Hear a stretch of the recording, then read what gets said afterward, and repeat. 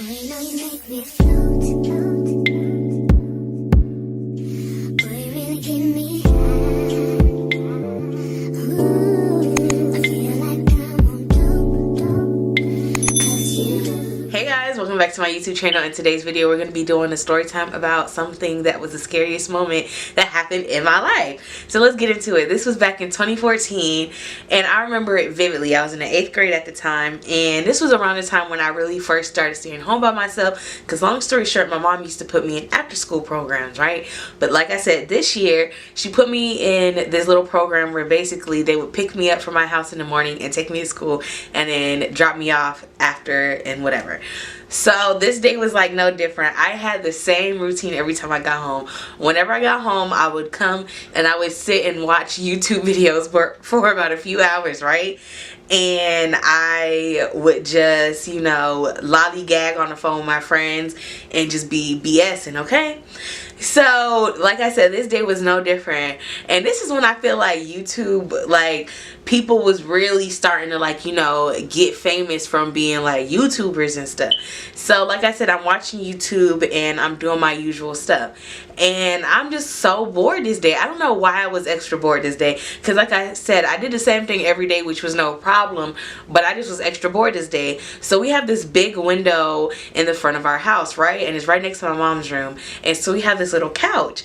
So this one day I'm sitting on the, you know, little couch and just watching YouTube videos, whatever. And like I said, I'm home by myself at this time when out of nowhere I get a doorbell ring. So I'm upstairs, and something that I always did when I was a kid growing up is I kept the alarm on at the house. Baby, I don't play that. Still to this day, this alarm stay on when I'm at the crib, okay? And it's really because of this reason, but I already was doing it prior. So like I said, the alarm was on, so I had to turn it off. And we have 2 alarm panels, one in my mom's room, one downstairs. So I'm like, okay, well, let me turn off the one in my mom's room since I'm right next to it. So by the time I done turned the alarm off and ran downstairs, the person left the door. So I said, okay, whatever. So then I immediately run upstairs and I go and I look out the window, because now I'm like, who was that? Because, like, you know, even though, like I said, nobody was at the door by the time I got there, I was like, okay, they couldn't have gotten far, so maybe I can see them driving away, or if they walk in, I can see them walking, because a lot of times we get a lot of salesmen that come in my neighborhood selling and pitching different little stuff. So anyways, I go and I look out this big window and I see him standing in the middle of the street in front of my house. So then I see him signaling to somebody down the street. So I'm like, what's going on with T? So now I'm getting nervous. So I immediately called my uncle, because like I said, at this time I would be home by myself. But if my uncle had time to come get me, sometimes he would pick me up from the house and I would be at his house until my mom got off of work, and she would just come get me from his house. So anyway, I call my uncle. I'm like, you know, where you at? Like, how far are you? He's talking about, oh, I'm 15 minutes down the street. I'm on the way. So I said, cool. I'll see you soon. So I'm sitting there, I'm just kind of watching. So next thing I know, I see the guy that just rang my doorbell go to my neighbor's house, right? And I see they ring my neighbor's door. But then they go and they stand at the edge of my neighbor's driveway, and it's a chubbier guy with him now, right? So they sitting at the edge of the driveway and they talking, and I'm like, what the heck are they doing? So now I'm real nervous. I'm scared. I call my mom. I'm like, wow, like, oh my gosh, like, these guys being weird. And I just explained to her what I just told y'all. So she was like, well, your uncle told me he on the way, so just sit tight, you know, be patient. I said, all right, cool. Next thing I know, he come and he ring the doorbell again. So then this time I'm real scared, but I go downstairs. But by the time I get downstairs again, he's gone. So then I hurry up, run up the stairs again, and I look out the window. So now him and the guy are back in front of my house at the edge of, like, you know, the because we don't have sidewalks, but the edge of the curb. And they talking. Next thing I know, I go see them 2 walking around the back of my house. So I said, oh shit, they on some bullshit. And you know, typically the neighbors to the right of me, and mind you, those were the neighbors that they was ringing their doorbell down, right? So the neighbors to the right of me, they used to spoil their kids, because I got a whole bunch of new neighbors now. So anyways, the neighbors that lived there prior spoiled their kids. They had a rule of, if you did really good in school, I'll get you anything you want. So their son asked for a half court, basketball court in the backyard. And so I'm not not used to people always, you know, going to the backyard, especially ringing on my neighbor's doorbell, you know, to ask permission to use their basketball court. But my neighbors always let it be open to anybody, so they didn't have no problem with people using it. But anyways, I just knew that they wasn't going to the basketball court because, like I said, the house is to the right of me. Where they went in my backyard was to the left. So I was like, oh, they on some bullshit. So immediately, I run downstairs. And as soon as I get to the bottom of the stairs, I hear boom, boom, boom. And they trying to kick in the window. Because we have a few windows that are like on the lower level that technically, like, if I was to crawl in and out the window, I could get in and out because it's on the ground floor. So anyways, they trying to kick in the windows, but we have storm windows. So with that being said, if y'all don't know what storm windows is, they're not made of glass. Like, they thick as heck, and it's hard to, you know, break. Like, they're literally made for, you know, storms. So they kicking it, and I know y'all like, you know, what are you doing? Like, are you calling the police? Let's get to that. So at the time, I used to have this Samsung S7, right? And I'm going to put a picture of it on the screen somewhere. But I had this Samsung, and I had messed it up because in the advertisement, it said the phone was waterproof, whatever. But in my head, because they said it was waterproof, I used to show my phone, my cousins, like, my phone extra cool, look at this. And I would put it in, like, bowls of water. And then she'll like, yup, it still work. Yeah, it still work. This. So because I would do that, I ended up messing up, like, the battery or whatever. And one day I ended up getting like something inside of the charging port, and I broke the piece inside the charging port. So between me messing up the battery and then me messing up the charging port, I had to get a whole new battery. But because I had to get it like the charging port was messed up at the time, the Samsung S7 that I had, it was like the first of the, like, you know, the Samsung line that had like a different port, and Samsung didn't fix that specific piece. So they said the only solution was to buy a battery charger.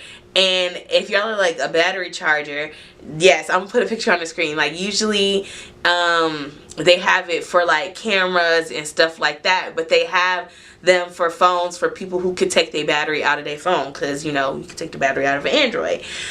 So anyways, my phone was on the charger, like the battery was charging, like I didn't have my like actual phone on, and for some odd reason, anytime that my phone was under 20%, it would not let me make phone calls, even if it was to the police, y'all. Like, I don't know why it would not do that. So when I took my phone off the charger, y'all, it was on 14%, and I'm like, no! So now I'm panicking, and the horrible thing about it is that the battery charger took 10 million years to charge. Like, it was not no fast charger. Like, it took hours. I'm talking about as soon as I would get home, I would make sure to put that battery on the charger because it would finally be fully charged by the morning. Like, it took forever to literally charge, y'all. Like, even if I would have it on the charger as soon as I get to school, it still wouldn't be fully charged by the end of the day. Like, it used to piss me off bad. So at the time, still to this day, we have house phones, right? But the thing is, we have 2 cordless phone and 1 cord phone. And I used to have a cordless phone in my room, but we be having so many telemarketers call in the house. So I would leave my phone off the hook, that my phone was dead. And the one in my mom's room, same thing. She would leave it off the hook so much that the phone was dead. So I had to go downstairs and use the phone with the cord on it. So mind you, like I said, these niggas is still kicking. And I'm on the cord phone calling the police. I'm on the phone with the operator. She like, you know, what's going on? And I just explained to her, you know, the whole story, whatever. And I'm telling her, I'm like, bro, they gonna get in here. Like, they gonna get in here. They gonna get me, bro. They gonna get me, like, ah! And like I said, at this time, I'm 13. I'm home by myself. Like, I've never experienced nothing like this. So I'm just shaking in my boots when out of nowhere, it stops, right? I don't, like, no more noise. I'm like, what the heck? And then in my head, I was like, what if they're going upstairs? Because we have a balcony, but we have like stairs that can go from the downstairs to the upstairs on the outside. Like, it's 2 ways to get to the balcony. Either if you go on the outside and go up the stairs, or if you go through our bonus room. So I was like, oh my gosh, like, they're probably going up there. So immediately when I heard that thought, I heard them banging upstairs. Boom, boom. So they trying to kick in the door and the windows upstairs. They trying to kick in my window because my room is the only room in the back of the house technically. Like, my room does not face the front of the house at all. So with that being said, whenever you can get on the balcony, like, my windows are right there. Like, if I ever wanted to sneak out through my windows, I could. It's easy access. So they trying to kick the windows down. Boom, boom, boom. I'm on the phone with the police. I'm like, bro, they kicking the windows in. Like, they gonna get me. Like, ah. I'm like shaking in my boots. Mind y'all, my uncle not here yet. He still is not here. And I'm like, this is all transpired within like 5 to 10 minutes, right? So I'm just freaking out. I'm like, you need to tell them to hurry up. I ain't trying to die. Like, I'm not trying to die like this. Like, I'm not going out like this. Like, I'm going crazy on the phone. Like, please, you need to tell the police to hurry up. So then they gave up on trying to break in upstairs and ran back downstairs and started trying to kick in the windows. Again, the same window to be specific. So I'm like, bro, hurry up. Like, they trying to like kick it in. Like, I think they're gonna be able to get in. And I had our alarm on, right? So I said, you know what? I don't know what made me think to do this, but in my 13-year-old mind, I said, I'm gonna run out the house. And in my thought, I said, okay, if I run out the house, it's gonna make the alarm trip, and it's gonna make the, you know, it keep going off. So if the alarm keep going off, the police is gonna get another alert, like, hey, like, we have this, you know, alarm going off at this house. Y'all need to check out this house. So I immediately run out, and immediately I go to my neighbors on the right side. Nobody home. So then I'm kind of nervous to go to the neighbors on the left because, like I said, they're in the backyard trying to break in, and I didn't know where they are in the backyard. And the way the houses are set up is that they're actually staggered. So when I'm at my neighbors, like on the right side, like you can't see they couldn't see me, right? But if I went past like my house to my neighbors on the left, I knew they would be able to see me. But at this point, I just really didn't care. So I hurry up and I ran to the neighbors on the left. And as I'm running, I look and I see them like mid kick, trying to kick like the windows in, and they look at me and I look at them, but they still going. And I guess they probably assumed that maybe I just didn't live in that house and that I was just like some random kid like running around or something. The way the houses were set up, you know, like it was staggered, so if they were to like come around the corner while I was at the neighbor's house that's on the left, they would have been able to get me, okay, because I wouldn't have seen it coming. So right when I'm trying to strategize, out of nowhere, 3 cop cars pull up, and them boys jet. I'm talking about doom, doom, doom. They said, where they at? Where they at? I said, they right there. And y'all, like the way our backyards are set up is we have big backyards, and so the space between the house is almost like, you know, a runway a little bit. Like it kind of goes in a little bit, and so they running, and I just see the 2 guys.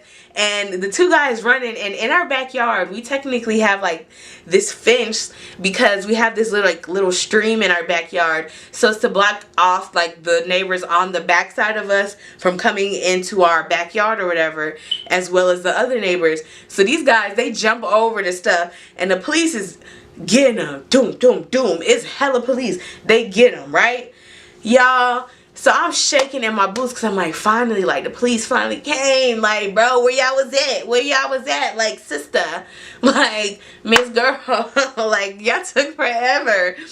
And so I remember I had to write my whole statement. Like that had pissed me off. I'm like, you mean to tell me I had to go through something traumatic and now I have to write down word for word, bar for bar, a detailed account of what happened? Like, oh, this is doing a lot. But anyways, with that being said, right after I did my little detailed account, they was like, we think we got the guys, like we got to drive around and you gonna tell us if this is them. So I get in the cop car, and by this point my uncle, y'all, my uncle pulled up at the same time as the police. So my uncle get in the cop car with me, and we drive around, and we in a whole nother neighborhood, and they had the both guys, and I said, yup, that's them. And weeks later we ended up having to go to court for it, and go like because the boy was on trial, and it turns out that one of the guys, he was a 16-year-old kid, and then the other guy, he was a grown man. I ain't even gonna say the first one was a guy. That was a little boy because he was 16, so he was a little kid and stuff like that. And I ain't even trying to say he a little kid, you know, minimize what he did, because at the end of the day, he was doing grown people stuff, so you gotta have grown people consequences. But at the end of the day as well, he was a child, so I ain't gonna, you know, try to, you know, change it and make it seem like, no, that's a grown, like, no, that was still a child at the end of the day, making childish decisions and stuff like that. But anyways, we had went to court for it, and it was crazy because the mom was over there making excuses for him, and she was like, you know, his daddy not in his life, and this and the third, and he just don't need this, he already just got out of jail, da, da, da. And I'm like, okay, well, if he didn't need this and he just got out of jail, why is he doing it? Like, it don't make no sense to me, Bookie. And then I also too was like, girl, like, he's a kid, but I'm a kid too. I'm 13. Like, you don't have no sympathy for me. This is why I do not support boy moms, because at the end of the day, they gonna make excuses for them sons. But yeah, that experience was so crazy, and every time I think about that, I'm just like, wow, I can't believe that happened to me. But I literally had PTSD from it for years, y'all. Like, for years, like, I would hear any little ounce of noise and I was quick to call my mom, because I used to be so scared to be in the house by myself. Like, that experience had terrified me, and I've calmed down a lot, but my anxiety is still bad. And I'm not saying that my anxiety all stems from that situation, but it definitely plays a part. But with that being said, I hope y'all enjoyed the video. Like, comment, and subscribe for more content like this, and I'll see y'all later. Arrivederci.